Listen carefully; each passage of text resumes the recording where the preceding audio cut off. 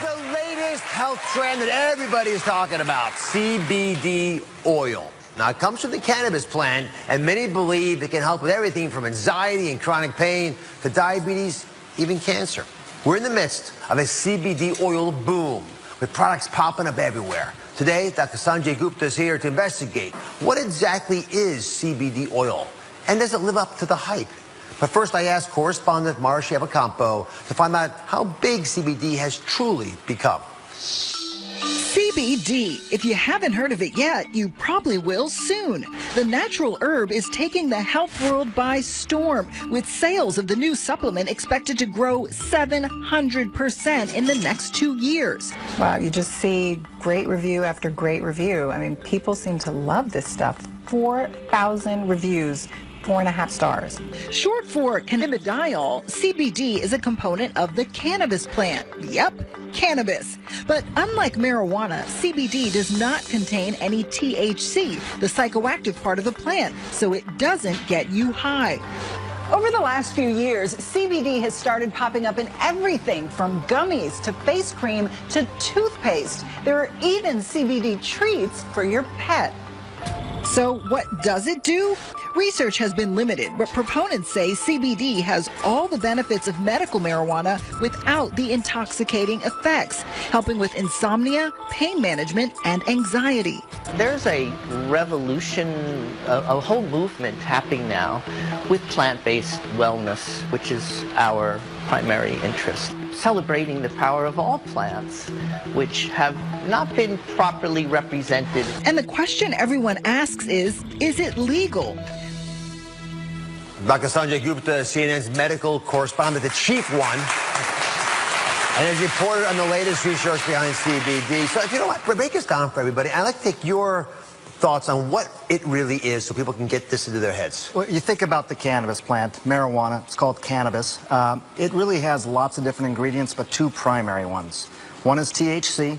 That's the stuff that's the recreational drug. It's what gets people high, gives them that euphoria. And there's CBD, which is cannabidiol.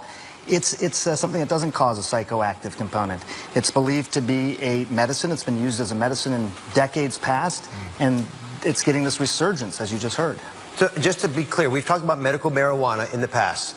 This is not that, right? CBD oil is being sold all over the place. You take the plant and you can pull out certain components of it. So you're just, in this case, you're pulling out the CBD component and you're just using that. And therefore, you're not getting all those other effects that people often associate with marijuana. Which is why I think 47 states so far have said we're okay with it. How is the medical community using CBD oil? This is fascinating to me. I mean, if you would have asked this question 5 years ago, it would have basically been crickets. Nobody was really talking about it. Within the last 5 years, you had a medication that was sort of known colloquially as Charlotte's Web. It was for this little girl who had seizures that just could not be treated by all these different medicines she took. Her mom essentially started taking CBD herself in her kitchen sink and giving it to her daughter. That is what was known as Charlotte's Web. Within 5 years, it's gone from being that idea to now an FDA-approved drug in this country. That's fast. That's never really happened that quickly. The government has approved one CBD oil for one indication. Yes, and this is from the plant. This isn't synthesized in some lab. This is CBD that's actually coming from the plant, from the botanical. So that's a big deal. You actually now have something that's been considered illegal at the federal level, also part of an FDA-approved drug. That's what we're dealing with in this country. Can you guys wrap your heads around this? This is part of the disconnect, right? The federal government says it's not legal. 47 states say it is. Kids with seizures are being treated. I mean, and the FDA says, yes, we'll approve it. Yeah. But still at the federal level, it's illegal. What is starting to gain more traction, I think, really is what's happening with opioids in this country. What they found, Dr. Oz, was that in several states that had approved CBD legislation, they saw their opioid prescriptions start to go down. So that's an area the medical community is really, really focused on. As a neurosurgeon, you're good at this stuff. Explain to me how CBD actually affects the body. Well, we have all these different receptors in our bodies to basically attract and to have these components activate.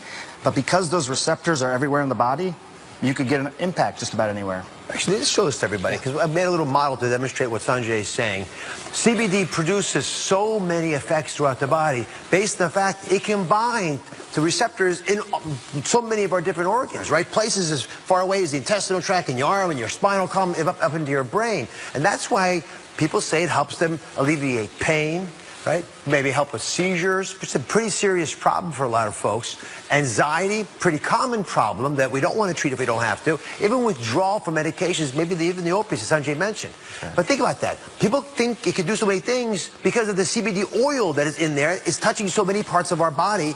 And I love your thought that we evolved as species because we had access to these natural plants, and they understandably can affect us. That's right. And the receptors started to evolve in our body as well. We even started making our own form of CBD in our body. But sometimes it's not enough, just like other things aren't enough in our body, and that's why some people seem to get benefit.